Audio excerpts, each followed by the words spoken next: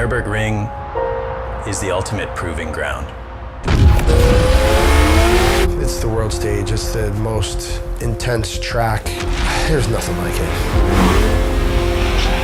We're definitely looking to break some records. 3 Corvettes, 3 different drivers, driving for fast laps. It's been 14 years since we've set a fast lap there. It's time to go back. See what happens.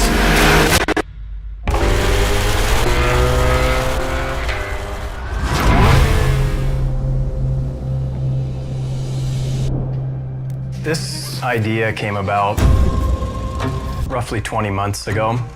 We called it Project 7. There's only a small handful of vehicles in the world that are able to achieve a sub 7-minute lap, and we want to make sure Corvette is on that list. Anything sub 7 is more elite, right? It's another level of fast. But the way we're doing it, it's very unusual. Everybody always does this with a professional driver. Our goal really is to show what the capability of our cars are, but we want to do it with our own team, with our own people. I've known Aaron, Brian, and Drew for at least 20 years.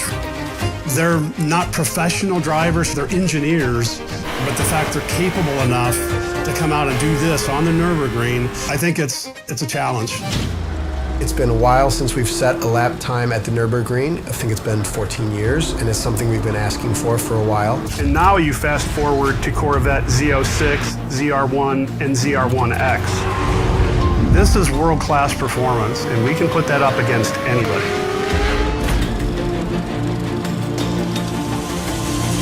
Early on, we made the decision, let's just continue this mantra to go prove to the world, we don't need a professional driver to do this. Bringing these Corvettes to Nürburgring, it's all about reestablishing Corvette on the world stage of lap times. It started last year with the ZR1, where we ran North American lap records and established those for the car. And at some point, we all said, all right, can we do the Nürburgring now? We get the question about why do we come here to the Nürburgring quite a bit, and really this place is truly unique around the world. If your car can be good here, it can be good anywhere. you know, in the months leading up to our trip to Germany, there was a lot of background work that we did at Milford to figure out what's the best way to get an extremely fast lap time that we're all going to be proud of. We used the simulator to help us fine-tune things and prepare for our trip coming up. The track map is like millimeter perfect to the actual track. They do a laser scan. It's such a long lap, so many little tricks and unique things you do there. It helps you keep it fresh in your mind and keeps your timing and cueing kind of sharp for going there, yeah. All right, ready to go. Aside from just getting ready to drive, you know, as we prepare for this trip, a lot of the logistics fall upon our team. Here we go. It's like leaving a kid behind for college. Like, all right, good luck. Yellow car. Yeah, everybody's seeing a month. Don't flunk out the first semester. Don't miss your flight. There's a lot of moving pieces that are coming overseas, so we have to make sure that we have all the equipment that we need here to make sure that all the cars are on track and we're able to get all the laps in that we're able to. It's a huge logistical circus at times. And it kind of is a circus. Doing it with one car is hard enough. And Zach was the ringleader for all of this. You know, it's crazy how much goes into these trips with our shipping department, with customs. It's just nonstop. Trucks don't run in Europe on Sundays, and Monday is a holiday in Germany. So with us needing to start driving on Tuesday morning, 8 a.m., the cars need to be there by Saturday. I don't see any other way. Frankfurt departure. Start this fantastic journey. There's our bird. Ladies and gentlemen, this is your captain speaking. We are making our initial descent into Frankfurt. We want to thank you for flying with us today. Beautiful day in Frankfurt. Winding roads, unlimited speed, just let her rip. Our team went to Germany for the Nürburgring Industry Pool. We had a down week in between that and the fast laps, but to do it the right way, to rent the track, to bring the equipment, to bring the people, this was it. When we developed the Z06, we were completely amazed at how well that car did on its first lap. That set a really good foundation and gave us all the confidence we needed that we could strap on another 400 horsepower to the car and put some more aero on the car and it would take it. Finally being here with all the cars and the team, now it's time to get behind the wheel and get a couple laps under our belt and just sort of get comfortable with the track. We came out here with one goal, and that's to be the Fastest American supercar that's ever lapped the Nürburgring. This track, it's 12.9 miles of enormous challenge for a vehicle. This is the most difficult track you can possibly attempt this type of thing on. Every corner, every section is different. And so to keep your focus up and maximize at each one of the corners, it's a challenge. We had 3 cars and we had 3 teams of 3. Each car before it leaves has to have hot tires put on it. So we had 8 tire ovens available. So the challenge is the tires need 2 hours to be able to heat up to temperature before we can actually put them on the car. It's an orchestrated effort of when cars go out, when tires go in the ovens, and having some forethought to what cars are going to need to run, because there's a very short window for when we were able to make fast laps based on the track temperature. And from the very start of Industry Pool, like right away, we're checking fuel levels down to the exact liter, decimal, percentage, trying to figure out exactly where fuel trims need to be. Every single lap is essentially a practice hot lap so that we're locked in for when it really mattered. Each driver will have a different approach into how they feel comfortable entering corners, exiting corners, and so they'll look at the data on each lap. A lot of times we're just spending time looking at vehicle speed and our approach and throttle application and brake application to help define small chunks where we were better one run versus another, and we can sit there and dissect from lap to lap where we can make improvements. Because you can brake all the way through there. Brake all the way, yeah, into the left hand. So I think there's some opportunity here. This is a difficult place to set a lap time. You have to put a lot into it. You got to plan ahead and hope that your weather's good, your situation's good.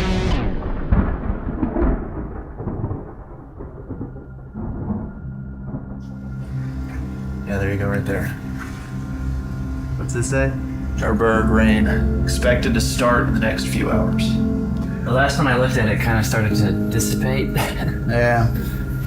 We obviously got really good at this because we finished prepping all the cars, so now we're standing around worrying about the weather. So we're still going to do the scouting at 7 and all that good stuff. So we're going to proceed until rain shuts down. Yeah. Okay. You know, we're kind of gutted. Mother Nature didn't do us any favors. And we've had other fast lap attempts from GM drivers that got caught out in the rain, right? So yeah, you never know what the weather system is going to be there. All we can do is kind of plan at what point do you still try to go for a lap, but you just got to go ahead and make the best of it, you know. Yeah, I think it's clearing up. It's a blessing in disguise. Just takes trouble. Holds off. If it rains at 10 and it dries off by 1 or 2, I think the track is going to be prime for the rest of the afternoon. Yeah. So I think we'll have more runs than we would have if it was full sun. To be a driver here is kind of every kid's dream come true, really. These are the cars on the track with our best people and best capability. So many things have to come together and go right to achieve the type of lap times that we're aiming for. For me, pre-race ritual, I say a little prayer because it's dangerous, right? We know that.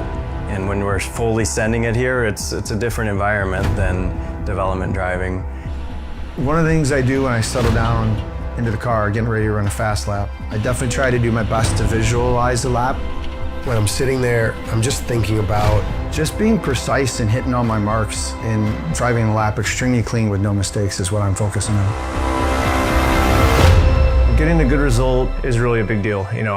This team is so awesome. Everyone is such an all-star and has done such a great job in their respective position, and you kind of just don't want to let them down. We'd already achieved some amazing track times back in the fall, but the big question was, what about the Nürburgring? And now we're going to finally answer it.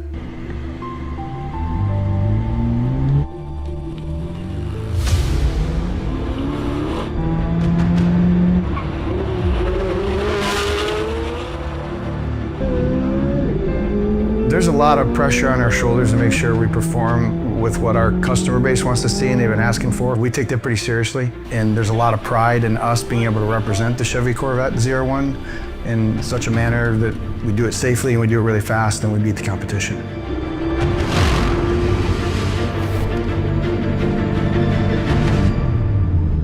knew that anything under a 7-minute lap was going to be very impressive.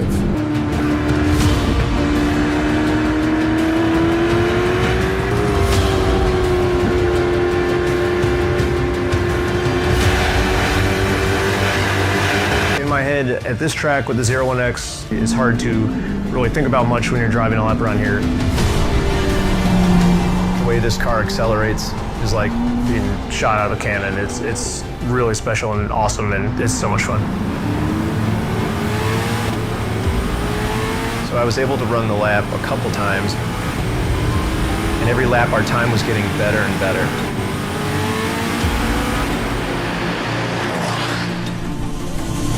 As the cars come in, you're trying to pull data, quickly send it back home, make sure everything's okay. Again, letting them focus on just driving the best lap that they possibly could.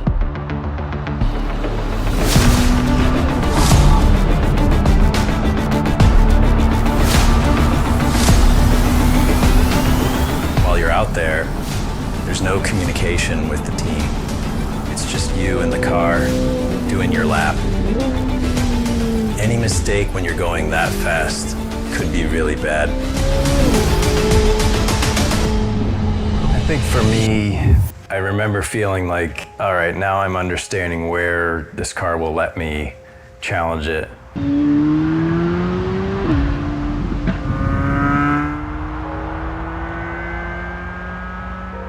The Nürburgring is the pinnacle, right? Everybody brings their best there. That's Right. what's special about it. The level of downforce in this car just makes you super comfortable. And I knew one of the biggest hurdles was going to be how fast this car was going to be coming into corners and how fast I was able to go through those corners. Where your min speed is like 148 miles an hour and you're coming in at 184 miles an hour.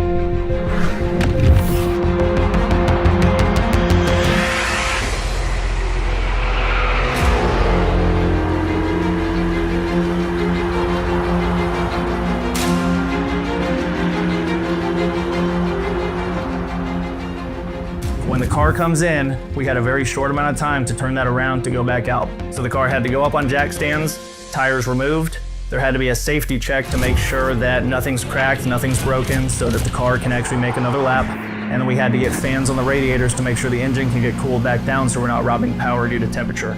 So all of that had to happen in a very quick fashion so that we can then get tires back on the car, drop it, and then roll as quickly as we could. We got a copy. Bring it on. Everybody's working hard, going for the best times.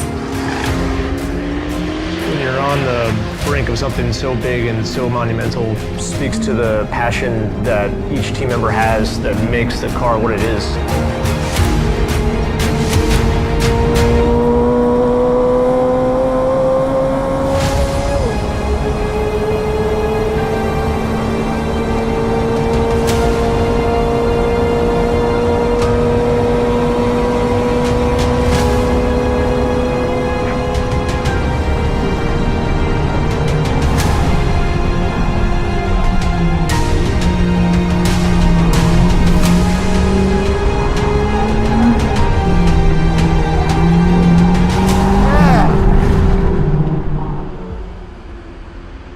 "25, 30 years ago, if I would have envisioned myself here talking about, hey, I just was able to represent our company and our team and our product on the most difficult track in the world, and we accomplished what we wanted, it doesn't get any better than that."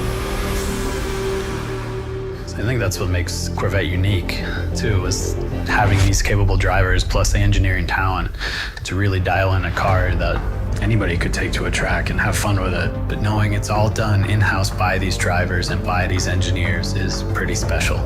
You know, we're not just engineering something we don't care about. Like, this is our passion. This is what we do for a career, for work, for a hobby, and I think it benefits the customer greatly. I don't think there's anyone else who does this within a single model, in a single plant, and certainly not in America. And that's what Corvette's always been about, is this offering for accessible performance. And now we've just turned the dial to 11. Well, Mark, we had a good week. We had a good finish here. I was in the Z06 and achieved a 7:11.8 lap time. The ZR1 finished with a 650.76. Holy cow, you guys. 01X, you ran a 649.2. If you look at the list of cars, that's the fastest American sports car, period. There you go. Yeah. That's right. So that puts us 5th and 7th on the all-time list here. Dude, that is like insane. Yep. That's the Predator Chevrolet dealership. There you go. Yeah. That's right. Oh man, this is great. We just made some history. So how could this be any better? I've come here for 20 years doing development laps. I'm wiped out. That's one of the most intense things I've ever done. We became the fastest American rear drive car. So that's amazing. Our grandkids are going to be talking about this. Really proud of the whole team. Just super happy to get the result, to get to experience that with everyone, share that with everyone, and then also having my wife there on Friday. Oh yeah, super happy. But what happens next? So what's next for us? It could be more trips over there for development. I think this one, we want to let this one sink in for a long time though. Yeah, I think historically Corvette's always got something else coming, right? We don't stop. It feels like mission accomplished being the fastest American car on the Nürburgring. Actually, the 2 fastest American cars are on the Nürburgring now, right? Yeah.